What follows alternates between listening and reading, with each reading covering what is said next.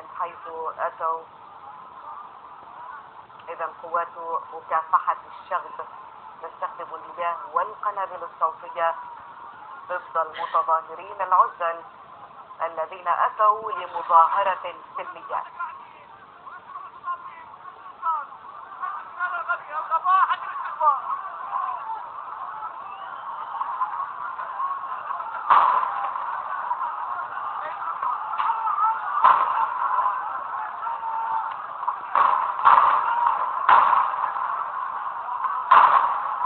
نعم مشاهدينا، كما نسمع الآن صوت، حقيقة صوت رصاص حي في ساحة التحرير.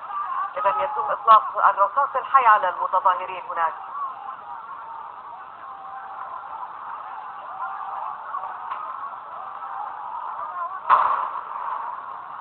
نستمع إلى